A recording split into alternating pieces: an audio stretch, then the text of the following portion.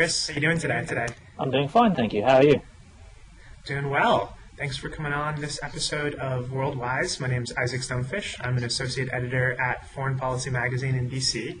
And today I'm speaking with Chris Green, International Affairs Manager at SinoNK, which is an online news source from North Koreans, from people inside North Korea, about North Korea for an international audience. And we're going to talk today, just a week after North Korea's latest nuclear test on the black box of bluster, which is North Korean propaganda. So I guess it was just this morning, North Korea threatened South Korea with final destruction. How much should we believe what comes out of North Korean spokesmen and North Korean media's mouth? I mean, how much, what amount of truth is there in statements like this? The question of what amount of truth there is in statements like this is a bit of a broader one, but if we're talking about final destruction for South Korea, then we shouldn't believe it at all. That's certainly not going to happen. So if it's certainly not going to happen, why is North Korea saying they're going to completely destroy South Korea? What's the point? Well, it's for a range of reasons, and it's quite a complicated story, but at least one of the main ones is for domestic consumption. Perhaps not entirely, but predominantly. North Korea has been talking in rather negative terms about the new South Korean government of Park Geun-hye for weeks and weeks domestically now in public lectures and places like that. This is just the most extreme and most public manifestation of an ongoing trend. I mean, have they said anything good about any South Korean president in the past? Overtly good things, possibly not. The difference is they either speak badly of someone or they don't speak of them at all. Speaking good of someone is not appropriate because, of course, as we know, South Korea is the inappropriate and illegitimate Korea.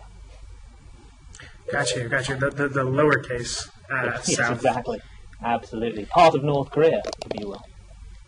Gotcha. So, is there any rhyme or reason to this bluster? I mean, should we, if they say a certain word for destruction, does that mean something as opposed to using a different word? I mean, how do we parse this? There are those who would claim that the number of times certain words are used, every word fits on a sliding scale.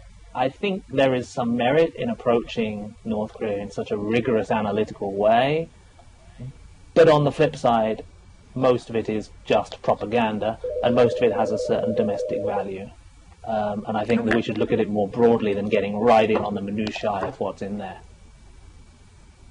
So how would you then explain this broadly to an audience that when you hear, when you think of North Korean propaganda, or when you think of North Korea at all, generally just think of madness and buffoonery? I mean, how... if you were making the case for someone up there in North Korea making smart, rational decisions, how would you explain this all? First of all, I think there are clearly people up there making smart, rational decisions. I would explain this in terms of securing domestic legitimacy through the creation of a feeling of fear in the wider populace. We're aware of the declaration of, it's probably a poor translation to call it martial law, but a heightened state of military readiness in recent weeks surrounding the nuclear test. It seems that North Korea is intent on maintaining this high degree of intensity. There are those people, and I don't have any idea either way, who think that another nuclear test is coming. Clearly now is a period of high domestic intensity, and I think it all fits into that broader picture. Okay, and do we have any sense on, over the past week, what people in North Korea have felt about the nuclear test? I mean, I remember hearing from someone who was in the country during one of the previous tests that he didn't even hear about it, I think, until someone told him about a BBC report about the test. I mean, do we know when people in North Korea found out about the test? And, do we have any sense of if they're proud, if they don't care? Any sense at all? The domestic media certainly did report on the test. Obviously, they reported on its success not so long after it happened. There are reports of some areas of the country not having heard about it because they didn't have any electricity, which I imagine sounds very, very credible as an idea. because an awful lot of people don't have legitimate electricity an awful lot of the time. What was the rest of your question? Can I read that out? I'm just trying to figure out how much we do know about what people in North Korea actually thought about the test. If there's any credible reporting or anything that has come out. Yeah. 3, 2, 1. The North Korean people, as with anything else, nuclear tests are subject to the law of diminishing returns. We've heard repeatedly that in 2006 people were shocked or proud or some extreme emotion about the nuclear test that happened then. 2009, a little bit less so. 2012, a lot less so. So arguably you could say that the actual value of the test in a propaganda sense or in a state legitimacy or security sense is diminishing, and therefore all the bluff and bluster and propaganda that goes with it has to increase in intensity. I mean, that's a logical extension of the same problem, I think. So can you tell me a bit more about how one gets reporting from North Korea? I mean, I know Daily NK runs a lot of stories that have information from inside the country. I mean, can you walk me through the process by which information comes from the world's most closed society and gets to your website? Well, in the case of nuclear tests, there is a tendency towards a heightened state of security domestically, which leads to a lot more phone signal jamming and stuff like that, which makes it a little more difficult in the immediate aftermath and run-up to such an event. But basically what happens is people in possession of Chinese cell phones find new and ever more creative ways to use those to contact our reporters who are situated outside the country. And those reporters, because the phone conversations are frequently only just, mere seconds or minutes long, interpret the contents, write them up, and then we release them in a range of languages to the world via the internet. So can you give me an example of a creative way by which someone in North Korea made his way to the border, pulled out a Chinese cell phone, and contacted one of your reporters out there? Well, if someone were talking about making their way to the border from an internal region, then that's not terribly creative, unfortunately. It just requires money. You simply have to. So give me a nice creative way, something. Well, recently there was a story about a story about how in the wintertime, obviously everybody who has one has a big scarf on, and it's actually possible to speak on a Chinese cell phone from beneath your scarf. So you can actually walk down the street having a conversation, which makes your call incredibly hard to jam and incredibly hard to pick up. So that was one good wintry story. Now spring is coming, so I guess things are going to change. But that was what was happening just a month or so ago. So you'd be walking down the street next to someone, and then if someone were to overhear, they'd think you'd just be having a conversation with someone else? Or, you imagine someone walking down the street talking to themselves is not something that people consider normal. Well, this is an interesting security problem that's come out of the fact that now there are legal cell phones in North Korea as well. Because people have Koryo-link phones, and these people are not immune to the cold, right?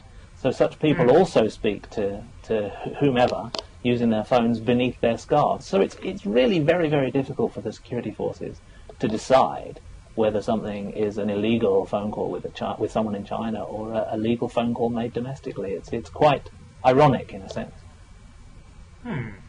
So, for someone who knows nothing about the phone and internet in North Korea, can you explain how, what is the North Korean internet? Well, there is no North Korean internet, of course, but there is... or intranet. The old intranet, the old internet, containing state-sanctioned information for use by people doing research and other things inside the country. Obviously, very, very limited amount of data and wouldn't contain anything controversial. Okay. So, are there any international websites that you know of that are available in North Korea? Things for research or... Well, this is a very, very tricky area, isn't it? Because when the Google executive chairman Eric Schmidt was in North Korea recently, he was shown technically open access to the internet being used by North Korean students at a certain institution in Pyongyang. And there are competing schools of thought as to how open that internet is. I haven't seen it, and I wouldn't presume to guess, but it's a source of conflict among analysts at the moment. So, what message do you think Kim Jong-un is trying to give? And I know this requires a lot of assumption because we really have so little information on this. But inviting in Google chairman Eric Schmidt one day, testing a nuclear weapon the other day. What is he telling South Korea and America? I mean, how much warning is there, and how much is this just negotiate with me on a better footing because I might be crazy and I have the ability to launch some missiles? Arguably, this isn't as much about negotiation as people would like to hope. Arguably, it's about getting a nuclear deterrent which is credible, that functions, and that's really the core driving force. Plus, this employment of excessive propaganda, which, if it was purely driven by the need to get nuclear weapons, wouldn't necessarily be important. But this use of propaganda is to make sure that domestic security remains tight and that the regime remains in power. So these, I think, are probably the driving imperatives here, rather than pushing for talks. Because obviously, North Korea is not so stupid by any stretch of the imagination that they think detonating nuclear weapons is going to drive South Korea to the negotiating table. We should not forget that the Park Geun-hye camp pushed for a policy of renewed negotiation with North Korea in the run-up to the December 19th South Korean general election. Just as in 2008-9, the Obama administration reached out its metaphorical hand to North Korea. And what did they get back? Well, they got it bitten off at the wrist in the form of a nuclear test. And at some point, it becomes necessary for us to accept that North Korea isn't as much interested in negotiating with the outside world as it is maintaining power domestically and having a credible nuclear deterrent to deter its enemies. These things appear to be more important. I think you'll agree.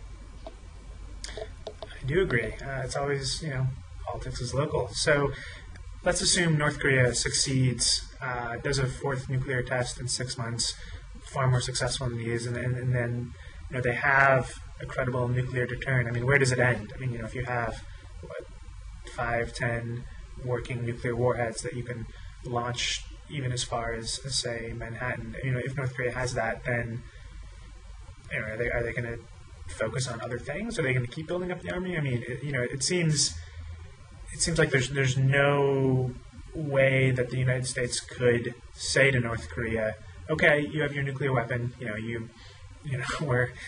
We trust you now that you're a nuclear power, and let's focus on economic growth and stabilizing your control of the country. I mean, there's really not many good solutions at this point, is there? We can't just unilaterally withdraw sanctions, as some people would like. Sanctions don't work. North Korea arguably already has, a very, very credible nuclear deterrent.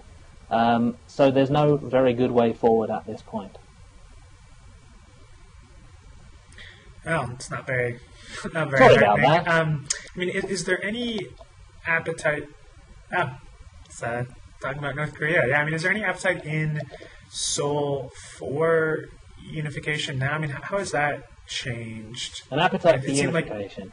I'm not sure that there is a very strong appetite for unification. Some very, very expert people have said to me that unification is only desirable if it doesn't come at great human cost. And the probable human cost of reunification is growing all the time.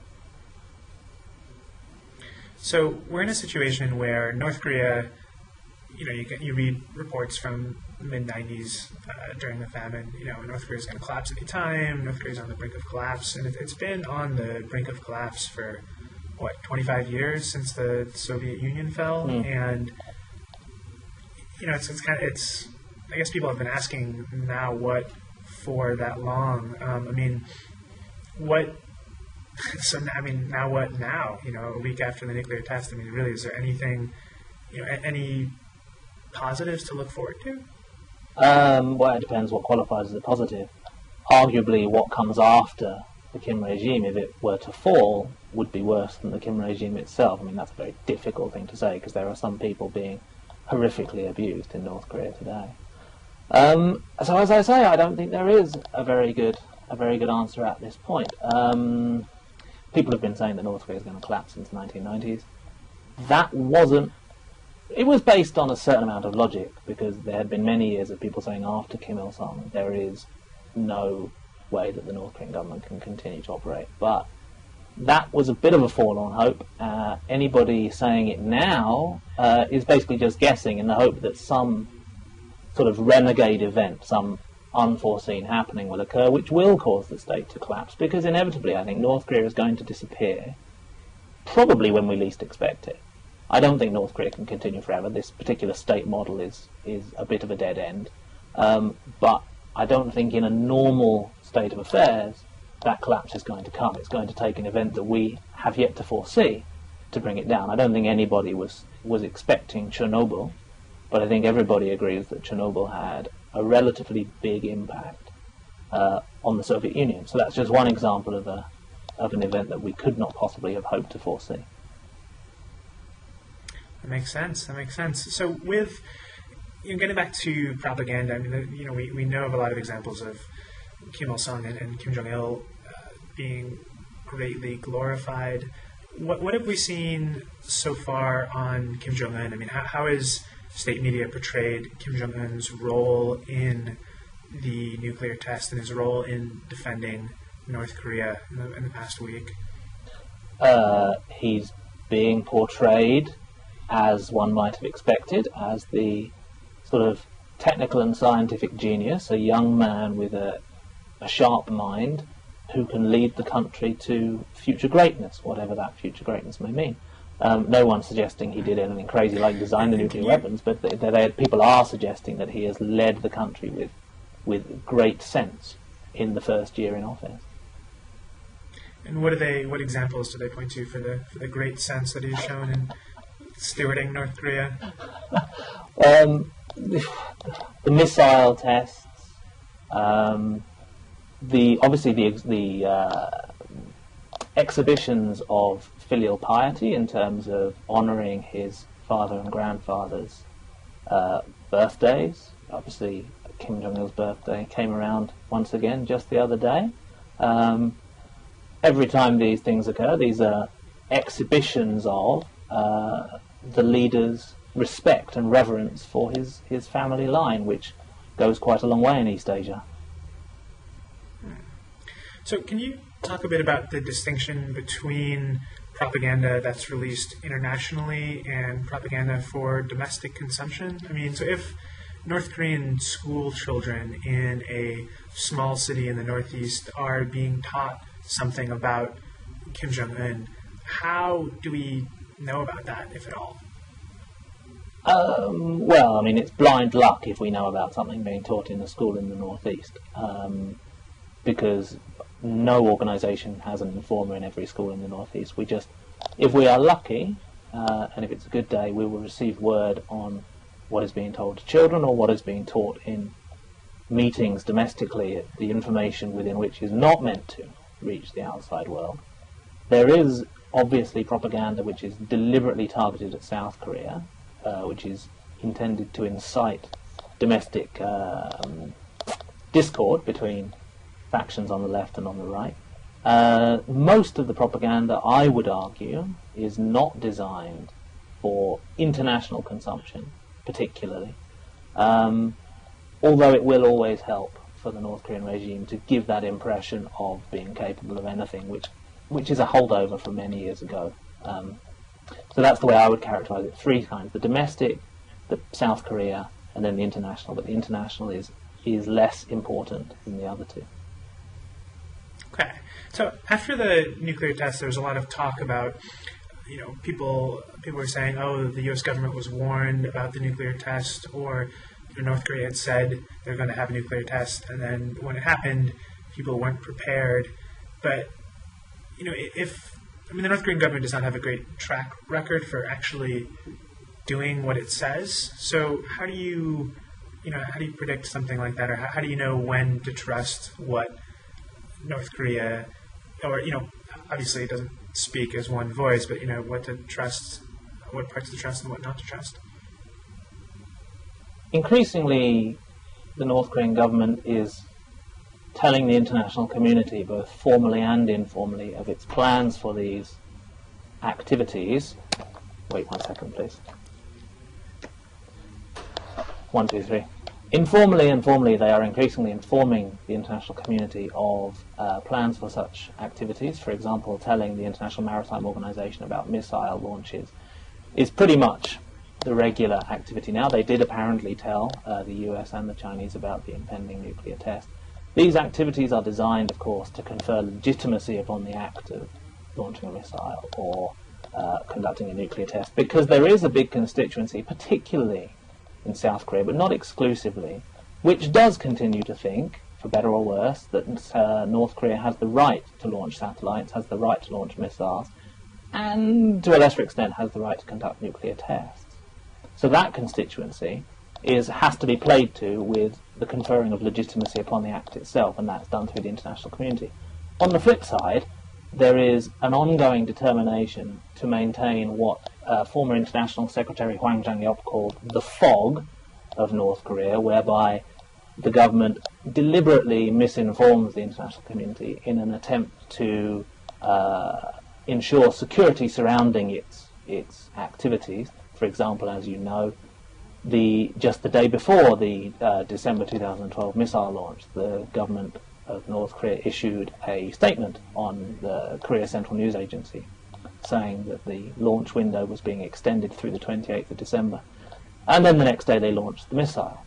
For the nuclear test, they deliberately put up a barricade to shield some part of the nuclear test site from surveillance satellites operated by the USA, which is not surprising. Security is important surrounding an event such as a nuclear test.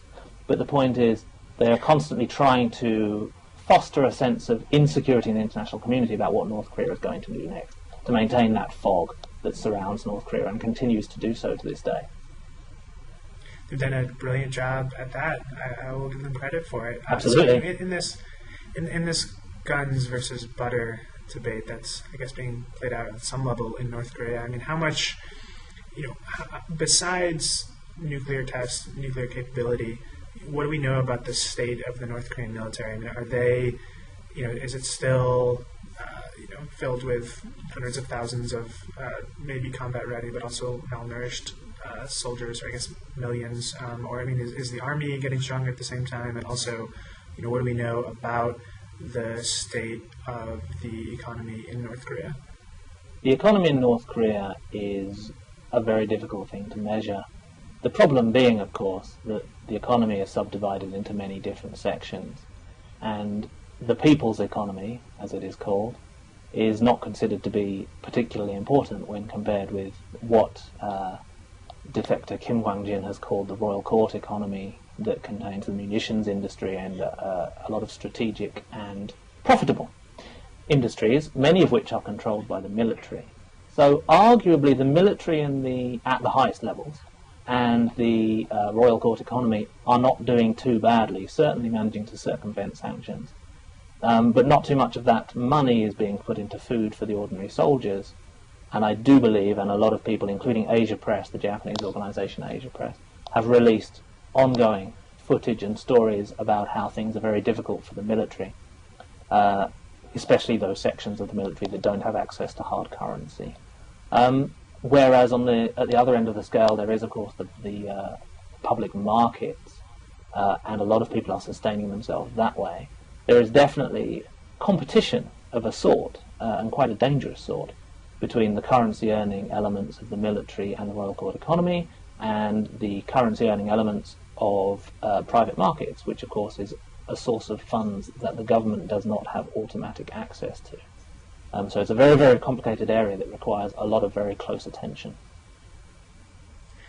I feel like there's a tension in reporting on North Korea where most of it struggles between weirdness, the unicorn layer, for example, where North Korean propaganda agency put out a statement that they had discovered an ancient unicorn layer, which turned out to be, was a little more subtle than that. Maybe a translation error involved there. Yeah. Right. Or these ideas of the great feats that the leaders perform. So, that's kind of a whole section of reporting. And then there's the threat reporting. I mean, nuclear test is extremely important, but a lot of it a lot of reporting then goes from there to discuss more about worries of North Korea. I mean, how do we, as reporters in the States, reporters in China, how do we move beyond that and try to get more information on what's actually happening inside North Korea? Well, I would like to see more people doing some great work in the region, more international news agencies sending people to Dandong. There is an awful lot. The city on the Chinese border. The city on the Chinese border, but other places along that borderline too. I mean, it's a very complicated area, and it's full of North Koreans and Korean Chinese. It's ethnically mixed. It's economically complicated. Many things to learn there, and the closer that people get, the better. I'd like people to keep watching the output from places like SinoNK. I'd like people to keep working harder to try and get to the level of analytical rigor being achieved nowadays by some great scholars, including people at SinoNK, people like Langkov, or there's so many other names one could easily throw out there, of people who are doing as best they can to do some anthropological work on North Korea. I think these avenues are improving matters. I think the quality of reporting on North Korea, and including by yourself, I mean, and you're not so close to North Korea, but that doesn't mean you can't do good work. I think the level of analytical rigor is rising. I'd like it to rise further, and from that level of analytical rigor can come a greater level of understanding, which I think is the important thing. But we shouldn't say that because we're so distant from this thing, maybe we've got North Korea wrong. I don't think we've got North Korea wrong, but we have maybe slightly oversimplified it. It's a very threatening country with a very problematic history and a very dangerous kind of political outlook. I just think that the closer everybody who is engaging with North Korea gets to the country, be it the Sino-North Korean border region, be it in South Korea, the better it will be for all of us to understand that this is a country which has not necessarily been misunderstood completely, but needs to be looked at more closely so that people can understand what the disparate elements of what North Korea is really mean. Here's a question for you. So when someone's trying to find out information about North Korea, they have a couple options. One is North Korean propaganda, which on the one hand is North Korean propaganda with all the problems that contains, but at least we know where it comes from. We know that someone in there is trying to communicate that from North Korea. And on the other hand, there's reporting from defectors or talking to people inside the country. Often it's anonymous sources. Often it's people who have a agenda that is very complex and it's difficult for us to understand. I mean, how do we trust that any reporting that comes out of North Korea is in any way accurate at all? Well, I guess it's up to the reader. I do know what SinoNK is doing, which is just one small element of what I called trying to increase the level of analytical rigor. For example, SinoNK, when we receive information from one source, these sources have to remain anonymous, but that doesn't mean they don't exist, and anybody who tells you that they don't exist is simply incorrect. But what we do is try to cross-reference as many sources as possible in an attempt to ensure that what we're reporting is accurate. The bigger the story is, the easier that becomes, right? If it's a national story, like the currency redenomination of 2009 is a very good example, then we would reference that with recourse to phone calls with people in Shinwiju, much further up in Rasan, Hesan in the middle, right? My point is we can triangulate that data. And that's just what we're doing. In addition, rather than simply throwing out an opinion without recourse to any facts, if you want to read North Korean propaganda, or if you're forced to read North Korean propaganda, as some of us unfortunately are, then you do see patterns reoccurring, and you can, from those patterns, understand perhaps a little bit more about the internal state dynamics. But if you increase the level of rigor... Basically what you're saying is there's a way to get a decent understanding of what's going on, but not... maybe not with the same level of journalistic rigor required for reporting on other places. I mean, if you can just say, if you have a couple of unnamed sources that, say the same thing, I mean, how do you get from there to saying that something actually happened? Well, they're not unnamed sources to us, are they? They're unnamed because their security has to be preserved. We know exactly who they are, but we're just not able to tell anybody. What that really requires is people to trust Daily NK or to trust whichever organisation's information they're reading. That's not always that easy, and I'm saddened to have to say that it has to be that way. And that's, much bigger news organizations have trust issues as well. I mean, it's difficult to kind of go from there to, the New York Times, for example, not everyone trusts what they do, and they're extremely rigorous in what they have. So, I think you can kind of expect people to doubt reporting coming out of North Korea, even though it might be mostly right. Yes. I think it's very difficult to get a comprehensive picture and then to get people to, expect accuracy. All that one can really hope is that everybody tries as hard as they possibly can, and I know that Daily NK does do that. And so, whereas when Daily NK was launched in early 2005, people in South Korea basically demanded video footage of things, or they would not be willing to believe it. And so we gave them video footage of the first public execution. Not that it was the first video footage of a public execution in South Korea. And as a result of that, we gained credibility, and rightly so, and events continue to come through our network of reporters, and we continue to report them, and they continue to be correct. And the more we do that, naturally, the more people will and should learn to trust what we are saying. And that's true for any organisation. It's not merely Daily NK. Anybody can follow this path, of course. Well, Chris, thank you so much for taking the time today. I'm Isaac Stonefish, editor at Foreign Policy Magazine in D.C., and thanks for listening. My pleasure.